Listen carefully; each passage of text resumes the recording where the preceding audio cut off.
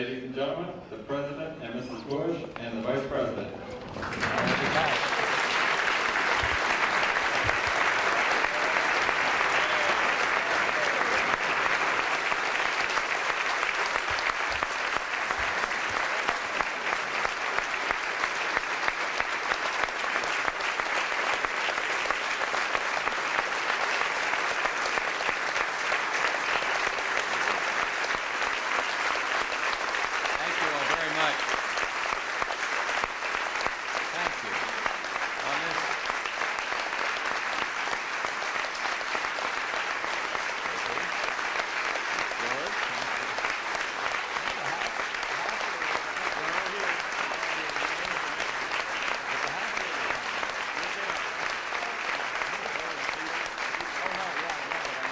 Thank you all very much.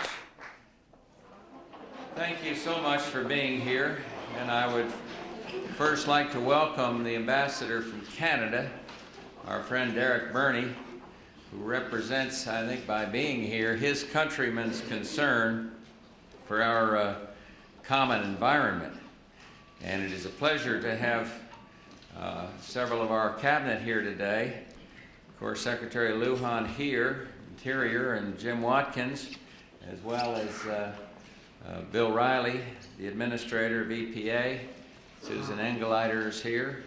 And also Madeline, I want to welcome you. Governor Coonan, the Governor of Vermont, is with us today, who has a big stake in all of this. And welcome. I also want to welcome the leaders from the Senate side, the Majority Leader, Senator Mitchell, who has always had a keen interest in this, and of course Bob Dole, Republican leader, both with us today.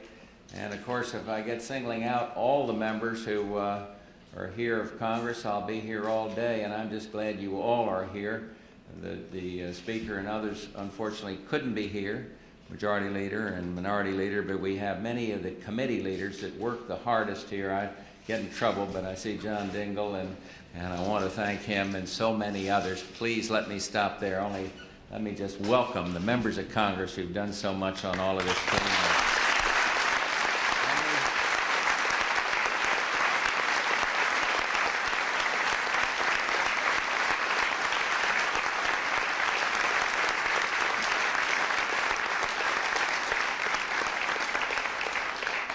Thanksgiving is still a week away, but I believe this really is a true red letter day for all Americans. Today we add a long-awaited and long-needed chapter in our environmental history, and we begin a new era for clean air. This last weekend I spent some pleasant hours up at Camp David, and Saturday and Sunday really were fantastic, clear and crisp and beautiful, bright sunshine and those magnificent fall colors. And it was great to get out in the woods.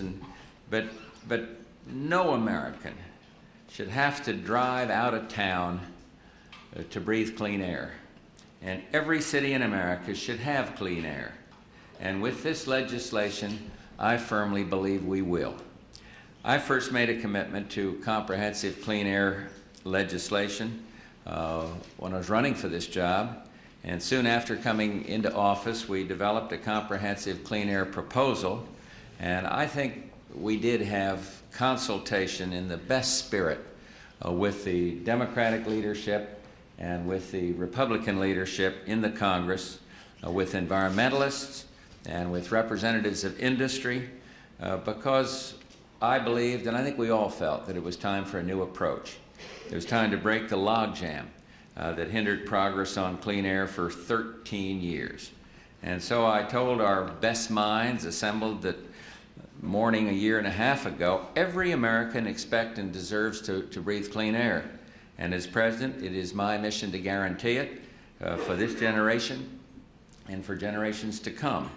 Well, as we used to say in the Navy, mission defined, mission accomplished, and today I am very proud on behalf of everyone here to sign this Clean Air Bill, Clean Air Act of 1990. This landmark legislation will reduce air pollution each year by 56 billion pounds. That's 224 pounds for every man, woman, and child in America. And it'll go after the three main types of air pollution. acid rain, smog, and toxic air pollutants. This bill will cut emissions that cause acid rain in half and permanently cap them at these new levels. And it'll reduce pollutants that cause smog in our cities by 40%, so that by the year 2000, over 100 major American cities with poor air quality will have safer, healthier air. And it will cut dangerous air toxic emissions by over 75% using new technologies. And by the next decade, its alternative fuel provisions will help reduce our dependence on foreign oil. And this bill means cleaner cars, cleaner power plants, cleaner factories, and cleaner fuels. And it means a cleaner America. Virtually every person in every city and every town will enjoy its benefits. This legislation isn't just the centerpiece of our environmental agenda. It is simply the most significant air pollution legislation in our nation's history, and it restores America's place as the global leader in environmental protection. 1990 is now a milestone year for the environment, and I also hope that it will be remembered as an important year for environmental cooperation. There were several members of my administration who saw to it through thick and thin that this bill got to my desk. Bill Riley, the EPA administrator, Jim Watkins, the Secretary of Energy, from my own staff, our Chief of Staff, worked tirelessly, John Sununu, Roger Porter did an outstanding job working day in and day out with the members of Congress, Boyden Gray, the same thing, Bob Grady, and so many others. And they did a great job on this. And I also want to thank, once again, the senators and the members of Congress from both sides of the aisle. Many of you are with us today, and as I mentioned earlier, others couldn't be with us today, but it isn't because of lack of interest. Congress is out. Many are scattered to the winds, but the list is too long to single out everybody from the Hill that worked on this. But again, I just want to thank you that are here today and the others who couldn't be with us for your commitment and dedication, as well as the governors and the experts from local governments who were also instrumental in building true bipartisan support for this legislation. We met with business leaders who saw stewardship to the environment as a key to long-term economic growth. And we've met with academics and innovative problem solvers from every side, and who've helped build the foundation for this approach. I want to commend the environmental groups that we've met with, like the Environmental Defense Fund under the leadership of Fred Krupp, for bringing creativity to the table to end what could have been a hopeless stalemate. And we all had tough choices to make. Some said we went too far, and others said we didn't go far enough. But despite our differences, we all agreed on the goal: clean air for all Americans, and we agreed on the means: a new Clean Air Act. And we all agreed it was time to take a new approach. This bill is both ambitious in its goals and innovative in its methods. For the first time, we've moved away from the red tape, bureaucratic approach of the past. The old tradition of command and control regulation is not the answer. By relying on the marketplace, we can achieve the ambitious environmental goals we have as a country in the most efficient and cost-effective way possible. We'll have to take advantage of the innovation, energy, and ingenuity of every American, drawing local communities and the private sector into the cause.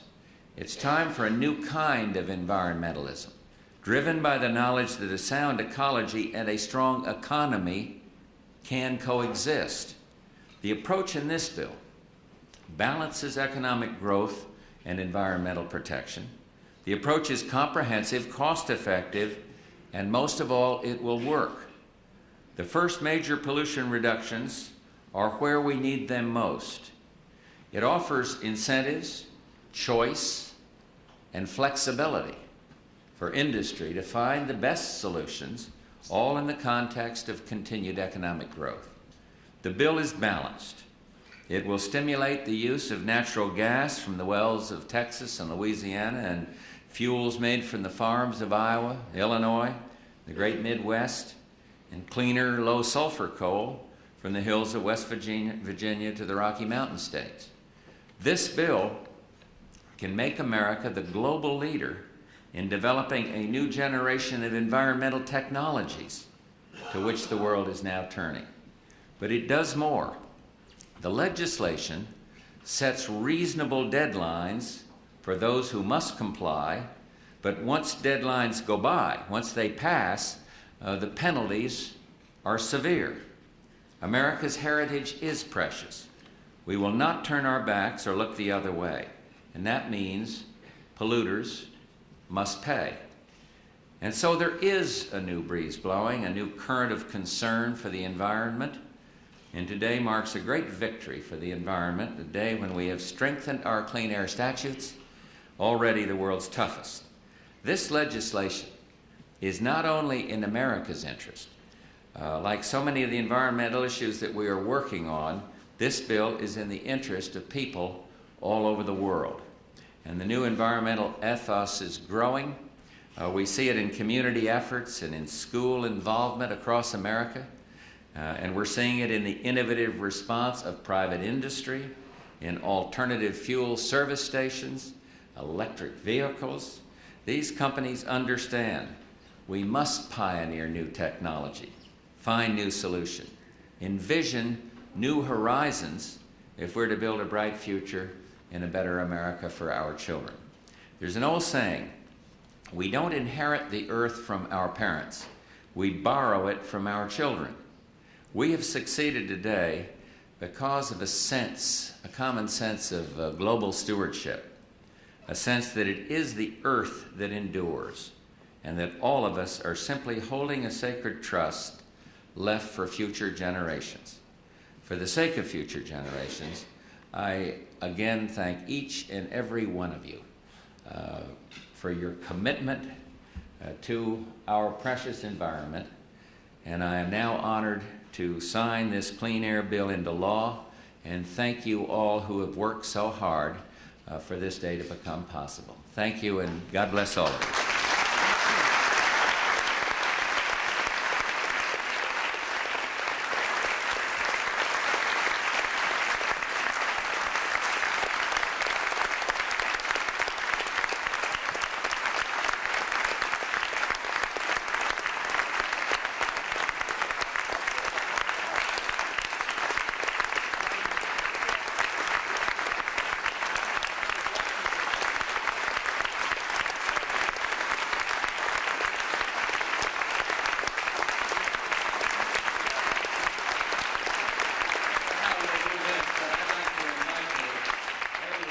Symbolism. I don't think there's any protocol, but if I could just invite the front row here to come up with members of Congress, we'll at least show that this is a across the board.